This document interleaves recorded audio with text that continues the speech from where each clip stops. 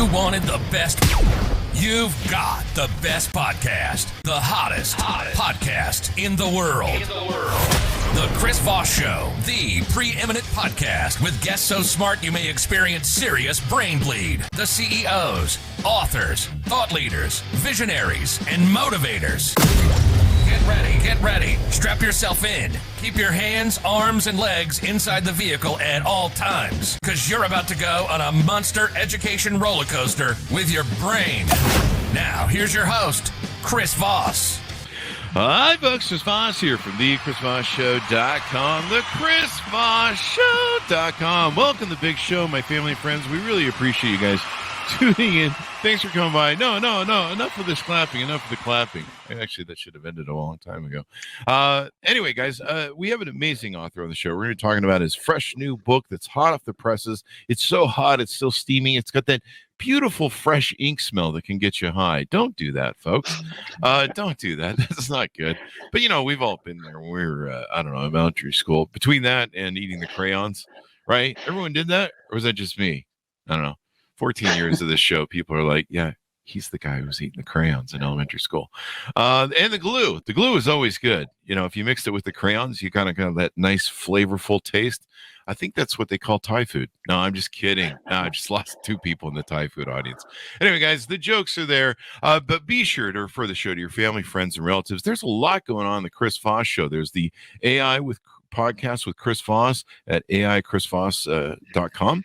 There's of course, our YouTube channels, goodreads.com/Chris Voss, LinkedIn.com/Chris Voss, the big LinkedIn newsletter as well, and also refer the show to the Chris Voss Leadership Podcast as well. He is the author of the amazing new book that just came out March 21st, 2023. Nathan Masters joins us on the show. He's written his latest book, Crooked, the Roaring '20s Tale of a Corrupt Attorney General and Crusading Senator, and the Birth of the American Political Scandal. He's going to be talking to us about his amazing book and the insights that went into it. Nathan Masters has hosted and produced the Emmy Award-winning public television series Lost LA since 2016. He's the author of hundreds of articles about Los Angeles history, and his true life, long-form story about America's first policewoman is currently under development at Amazon Studios as a feature film. He works at the USC libraries and lives in the mountains of Southern California with his wife. What, he doesn't like the valley? We'll get into that. He's the author and television writer. I'm sorry, his wife is a television writer, and their 2 children. And I always think that's funny how they're like, he has 2 children. People are like, well, I should listen to him and buy the book now. There you go. But this is a bio, so I read it. Crooked is his first book. Welcome to the show, Nathan. How are you?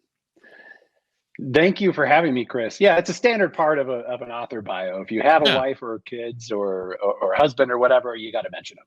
Yeah, and I skipped over your wife's name because I didn't want to butcher it. Can you give me her name so we get that proper from the bio? Yeah, that's tricky to pronounce. So it's Ksenia Melnick is her name. Ksenia Melnick?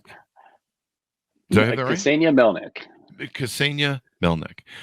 What a beautiful name. What is that origin of that? It is, yeah. Yeah. It's a Russian name. Yeah. Yeah. And she wrote a book of short stories that came out about 6 or 7 years ago about the Russian American experience and dealing with some of Russia's really dark history.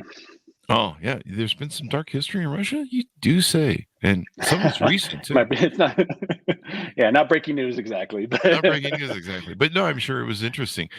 So welcome to the show. We really appreciate you coming by. What's interesting is no one ever says in their bio that, they're happy. Like, no one ever says, like, he is a happy fellow and really enjoying his life. Now, maybe people should do that just so they can, I don't know. They can do a flex.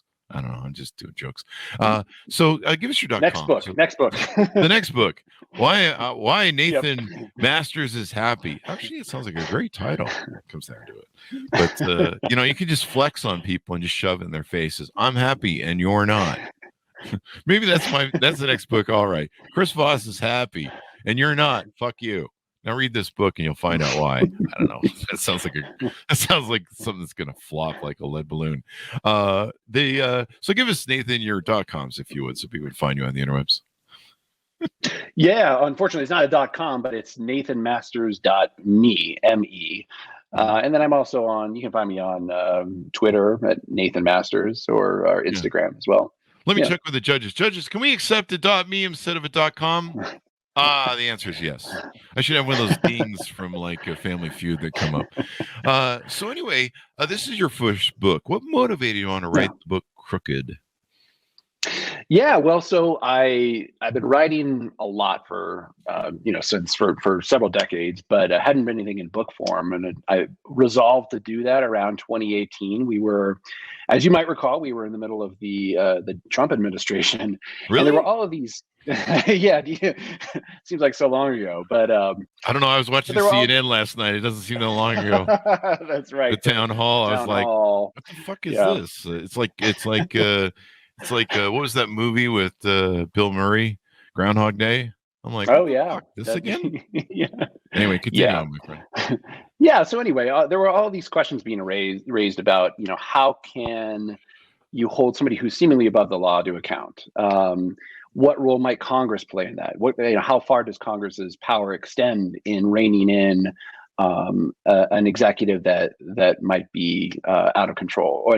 And what can the executive branch do? Like, might they violate rules or norms in fighting back against the investigation? There are all these questions, and I found this story from that had been really buried in the history books from 100 years ago. Everybody sort of knows about, if they know about Warren Harding at all, they know that President Warren G. Harding is usually ranked last on presidential ranking lists. He's not very well remembered. He's not one of the worst presidents in U.S. history. Wow. So I started going there, but then I found out that he had this, attorney general who was essentially his political protector, his political fixer as attorney general. He had been his campaign manager. His name is Harry Doherty. He had taken Warren Harding under his wing several decades before, got him elected lieutenant governor in Ohio, got him elected to the United States Senate, and eventually got him elected president against all odds, because Warren Harding was sort of the dark horse candidate in 1920. He's like the William Barr of the 20s, huh? Yeah, a little bit. Yeah, I mean, the difference is that Doherty and Harding, they were like this. Their ties went deep. Wow. But so I came across the story of Doherty. That was interesting. But then when I found that there was a United States senator freshly elected to the Senate, this young idealistic guy, the original maverick in the Senate, he launched a congressional investigation into this attorney general and all of the corruption that was alleged against him and against the Department of Justice. And then when the senator gets a little too close to the truth, he finds himself in the legal crosshairs of the Department of Justice. I thought, there's a great story. I got to write that book. There you go. And you bill it as the birth of the American political scandal. Were there no political scandals before this, or why did you? No, not at all. Pointed as that. Okay. Yeah, of course there were. Of course there were scandals before this. But Washington chopped down that cherry tree and lied about it. I remember that. Yes. Yeah. And I mean, there's, there was the Hamilton and Burr, and of course, like the really contentious election in 1800 between Jefferson and Adams, where newspapers tossed slime at each other. But so I qualify it in the book. Obviously, really. Go ahead. I'm sorry. No. I qualified in the book. My subtitle was really long enough, so I couldn't qualify it anymore. But yeah, I'm speaking of the birth of the sort of the modern political scandal that all of America follows. There's this salacious gossip. Everybody's talking about it every day. It's in the newspapers. You talk about it around the water cooler. It was on the radio then. Today it's on TV or in podcasts or whatever. This was the first time when all of America was really connected to what was happening in the nation's capital in real time. Because of innovations in journalism, because of the rise of tabloids, because of the rise of radio. And the senator in my story, Burton Wheeler, exploited that. Like he played to popular opinion. In fact, he decided ultimately that the attorney general had broken the law many times, but he probably could never be prosecuted in court, sent to jail. He just effectively above the law. Instead, the senator tried him in the court of public opinion. That's, of course, that's something that congressional investigators have done ever since. Mm-hmm. So it kind of built a foundation out for that. Yep. And I imagine this is the age of where newspaper and media and who was the gentleman who controlled a lot of the newspapers back in the day? Hearst, William Randolph Hearst. William Randolph Hearst. So this is the age of that too, as well. It is, and this actually didn't make it into the book, but William Randolph Hearst was originally quite supportive of this investigation into the attorney general. Wow. And then the attorney general, and this was the way the attorney general operated, Harry Doherty, got some dirt on William Randolph Hearst. I guess Hearst had a mistress, and basically got that news to Hearst, and suddenly all of the Hearst newspapers were no longer supportive of this investigation. They didn't cover it anymore. That's how the attorney general worked. And wow. That's how the world worked. and so they couldn't find a public jury that would probably convict him. Was that it, or it just didn't seem like anything was stickable? You know, we had a lot of that in the Trump years where nothing would stick. I mean, I think we're still kind of going through it. Yeah, it's very similar to Trump in that, Trump, well, legally, at least according to the Department of Justice official policy, legally, a sitting president cannot be prosecuted, cannot be indicted. That's not the case for an attorney general, but you have to realize that the attorney general controls the machinery for federal prosecutions, right? He's the one who ultimately approves the indictment or can suppress an indictment or an investigation. So effectively, the attorney general was above the law. Now, I should point out that later on, after the events of my book, he was prosecuted. His successors were a little bit more noble than he was. They put him on trial. He had two different trials. They both ended in hung juries. Wow. So he really never did face justice. Wow. That's crazy. Yeah. And then I think you cover the rise of Jaeger Hoover, right? Yeah, Hoover is a character throughout a lot of this book here. Now, in the 1920s, and 1923-24, when this book takes place, he's young. He's in his 20s. This fresh face. He's not like the Jaeger Hoover with the bloated face and the dress wearing. No, well, that. I'm not sure if that's well, yeah, true. he's not the Jaeger Hoover that you imagine. He's this fresh face, almost handsome young lawyer who was America's most famous radical hunter during World War I and the years after, but. He was the deputy director of the Bureau of Investigation, which later became the FBI. Yeah. And I think they're calling me right now. No, I'm just kidding. The dress joke. I don't know. Well, one of the ultimate ironies about this book is that, they have a file on everybody, Chris. I'm sure they do on me. One of the great ironies of this book is that, Burton Wheeler, the senator, was trying to root out corruption in the Department of Justice and thought that he had accomplished that. But in the end, one of the direct consequences of investigation was that Jaeger Hoover became the director of what became the FBI. Really? And So this brought that right into it, huh? This is why Hoover ended up running the department or the FBI for several decades. Yeah. Wow. Hi, folks. Chris Voss here with a little station break. Hope you're enjoying the show so far. We'll resume here in a second. I'd like to invite you to come to my coaching, speaking, and training courses website. You can also see our new podcast over there at chrisvossleadershipinstitute.com. Over there, you can find all the different stuff that we do for speaking engagements if you'd like to hire me, training courses that we offer, and coaching for leadership, management, entrepreneurism, podcasting, corporate stuff. With over 35 years of experience in business and running companies as CEO, I think I can offer a wonderful breadth of information and knowledge to you, or anyone that you want to invite me to for your company. Thanks for tuning in. We certainly appreciate you listening to the show, and be sure to check out chrisvossleadershipinstitute.com. Now back to the show. It's interesting to me how all these things tie together, and one thing behooves the other, and the cause and effect of all sorts of interesting things. And sometimes the result is not better. Maybe, I don't know. You can look at the long run of Hoover and try and decide good, bad, and evil. That's probably another book. It is actually, somebody just wrote that, Beverly Gay, just an excellent. Oh, From what I hear, I actually haven't read it myself, but not yet. But it's an excellent biography of Jaeger Hoover. But you're right. You're right that people are complicated. So Hoover, he succeeded a man named Billy Burns, who was at the time America's most famous detective. He was called America's Sherlock Holmes by Arthur Conan Doyle. He was so good at solving mysteries that people thought he had supernatural abilities.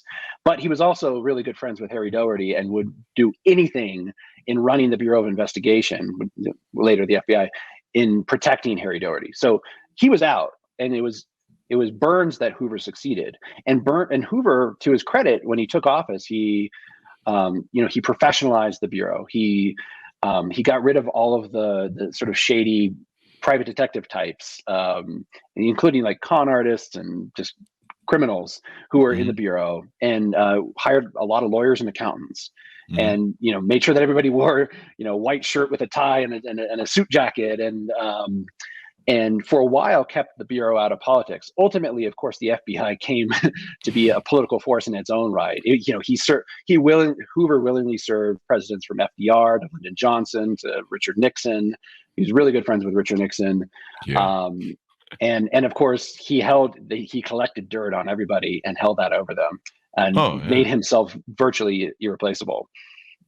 Yeah, it was interesting how that whole gameplay. So tease out to us a couple. It's billed as packed with political intrigue, salacious scandal, which everyone kind of likes to read about, and no shortage of lessons for our political discord. Give us some tease outs from the book, that, if you would. Yeah. So one of the great characters I just referred to, shady private detectives, is this man named Gaston Means, who was a con artist, sort of an opportunist. He spied for Germany against America during World War I, before the U.S. entered World War I. But he was likely. I mean, he bragged that that he'd been accused but never convicted of every crime in the books up to and including murder. Wow. And this was before he was hired on to the Bureau of Investigation. He was he was excellent as a detective in finding, in revealing, exposing secret information, the information that people wanted to keep hidden. So he served Harry Doherty and Billy Burns and the Bureau of Investigation really well. But he's not the kind of man who would be welcome in the FBI today, and sort of he basically had no morals. He was a psychopath and a con artist, and so he ends up becoming one of the major witnesses against Harry Doherty in these huge, sensational hearings against the Attorney General. These were hearings that were followed, as I said, by everybody across the country. The room was packed with newspaper reporters. People heard about it on the news, and it went a long way to shocking the American public into how corrupt their government, and especially their Department of Justice, was. And ultimately, it set the Department of Justice on a better path, right? No institution is perfect, but today the Department of Justice is made up of people who generally uphold the rule of law, and they have they want to do the best for their country and not protect the political interests of the sitting president or of the Attorney General. Yeah. But that's a lot of that's because of this investigation. There you go. And I mean, the court of public opinion, as you put it, the congressional hearings, and using that as a way to litigate or prosecute a case, has held a lot of power over the years. I mean, the famous McCarthy hearings with where the senator says to him, McCarthy, I can't have the quote right on exact, but have shame, and that would led to the downfall of the McCarthy hearings and exposing McCarthy for what it was. Sadly, now we don't. It seems like one of the lessons being derived from your book is that it seems like the American public doesn't care about those so much. I mean, you see the impeachment hearings of Donald Trump and other things, and people just don't care. I mean, they don't even watch it, really, I think, anymore. Yeah, there's something about the way we're fractured politically today as a country. It wasn't the case in the 1920s. There was people could agree on basic facts that were exposed in a congressional investigation, and I mean you see that especially with the January 6th investigation in the House of Representatives, where they were that House committee was actually really took a page from Burton Wheeler's playbook and really tried to make the case, and they had the benefit of television too. But you're right. They did an admirable job, but ultimately the country didn't really pay too much attention. Didn't really move the needle. It really was interesting, how we're divided and we're just running on confirmation bias. And what I was writing about this morning, we're just meme brains. Like I meet a lot of people that they base a lot of their political knowledge on memes. Like literally, it's like TikTok brain. And so you'll talk to people and you'll be like, well, what about, this political person did this? Like, I don't know. Or I saw a meme the other day and it said this. And I'm like, you're really basing your whole Dunning-Kruger brain on memes? And like, I mean, MSNBC, I love, it's good journalism. There's good people on there, but sometimes it just turns into what SNL billed as impeachment porn. I mean, and I realized after watching MSNBC for a long time that it's just confirmation bias to people who actually give a shit and maybe follow the news every day or want to follow the news every day. But most people don't, and they don't care. They're more interested in what Kim Kardashian is fucking doing every day than with her ass than, and her clothes and whatever perfume she's wearing today. And like, who gives a shit? Than what's going on in their lives that impact their kitchen table politics. Yeah, it's interesting. In the 1920s, I mean, journalism was actually explicitly or openly partisan. A newspaper would be a proudly Republican paper or a proudly Democratic paper, but there was a certain amount of accountability. The papers would respond to each other. If you go to a park, this was before social media. People would stand up literally on a soapbox and talk, and people could counter, right? People could answer. Yeah. But what was happening in journalism at the time, and it's still with us today, is journalism was starting to become the term then was jazz journalism, which really fits with the era. But jazz journalism. But journalism was becoming there were more giant screaming headlines. There were photos were starting to appear in newspapers. People were becoming more obsessed with, like sex, crime, money. Those were the big issues that drove news, that drove the news cycle. And that's just Senator Fridays, Wheeler, right? Yeah, that's just Fridays around my house. Sex, crime, and money. but Senator Wheeler saw that was happening, and he exploited that. And he pointed out. I mean, he took pleasure in dragging witnesses before his Senate committee, like bootleggers, like convicted felons, and showing that they were associated with the sitting Attorney General of the United States. That was a pretty effective tactic, and it really, that's why his investigation resonated so well. He was willing to play to that the public's thirst for salacious details and sensation. Well, I mean, maybe January 6th committee should have done that. They should have. I don't know how you get more salacious stuff. I got nothing. I got nothing on that lead in. So any other tease outs of the book you want to touch on or tell us about, or maybe some things that you learned when you were going through the research on the book? I mean, I learned so much. I learned, a lot about the arcane details of Prohibition, but more especially like how people got around Prohibition. And it turns out the Attorney General, along with the Attorney General, was involved in that in his early years and early months in office. Prohibition outlawed the sale or distribution of intoxicating liquors, but it didn't abolish property rights. And there was already a ton of whiskey and other spirits that had been produced in the United States. So all that whiskey was sitting in warehouses that were actually supervised by the Treasury Department. They were government bonded warehouses. Yeah.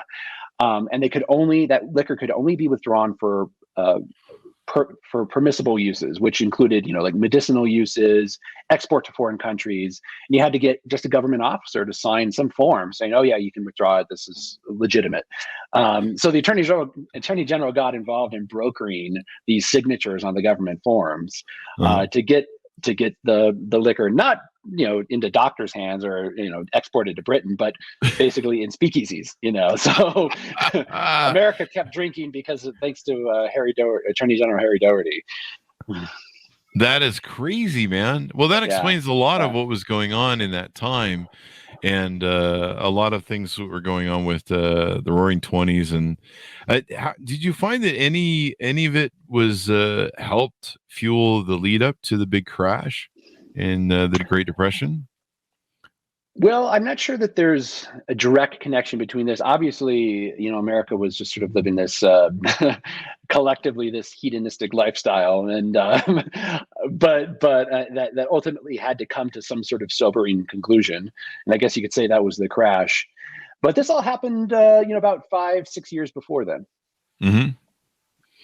Well, there you go. I mean, it was a crazy time. It was an interesting time, but I think what's also interesting is how it shaped, like you say, the Justice Department brought us Jaeger Hoover, and it's always interesting to me, like the shit that America pulls in its history. Like we try and do the right thing, and then it ends up being, a Pandora's box where it opens up power, corruption, and stuff, and it leads down. It starts out on the good path, and everyone's like, "Yay, it's good path," and then it goes dark.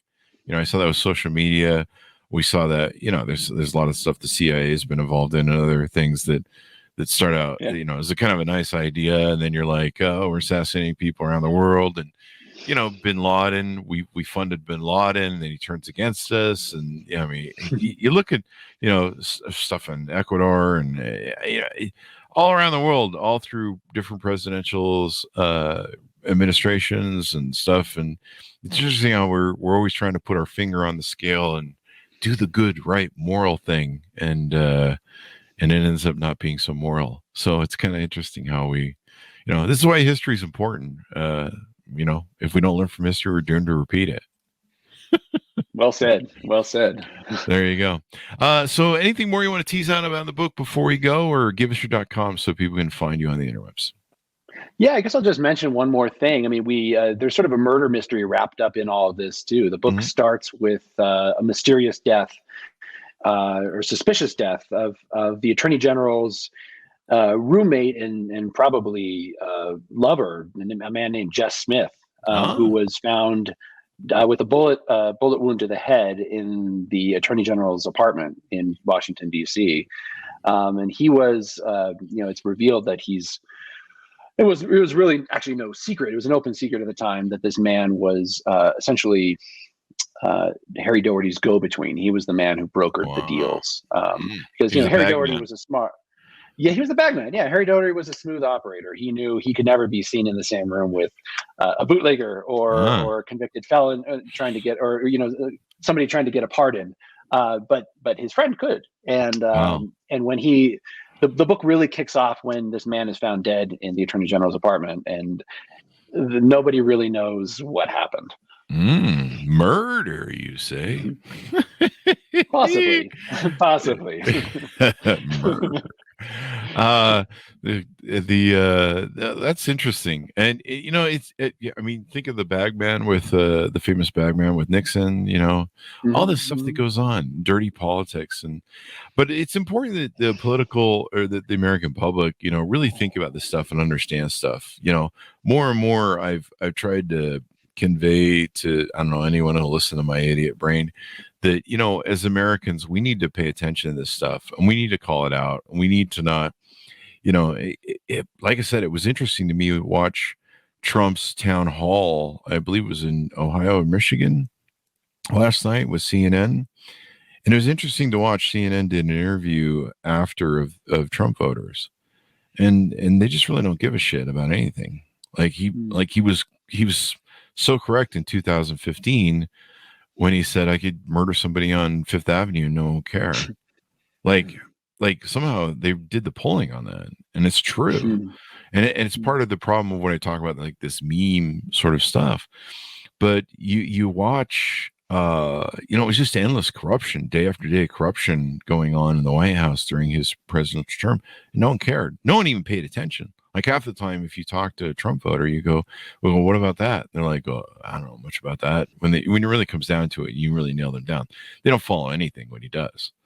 And which is the great thing that, you know, people have been doing to steal from the poor and the average people, you know, billionaires, rich people, all these years. They go, look over there. Hey, the immigrants are stealing from you. Well, they pick your pockets and clean out your bank accounts. So, you know, it's interesting how, you know, these scandals just keep going and going and going, and no one ever learns. But, you know, at least the Justice Department got a little bit better. I think under William Barr, they were tied up a little bit. You know, I know the Southern District of New York was tied up a little bit. They couldn't do what they wanted, but corruption, the game that never ends in American politics. Isn't that right? Yeah. Well, hopefully, you know, through your book and other stories, people get wiser in the American public and demand better. The jokes just keep coming, but please, God, make it stop. So thank you very much, Nathan, for coming on the show. This has been very insightful and a fun book read. Give us your .com or your .me, I should say, so that people can find you on the interwebs. Yeah, thanks, Chris. It's nathanmasters.me. There you go. There you go. So, Nathan, thank you very much for coming on. It's been fun. Yeah, and, sorry, we had some technical difficulties. But thank you. Yeah, I think the audio is dropping just a little bit. So, thank you for coming on the show. Thanks to be honest for tuning in. Go to goodreads.com/Chris Voss, youtube.com/Chris Voss, and all those crazy places on the interwebs.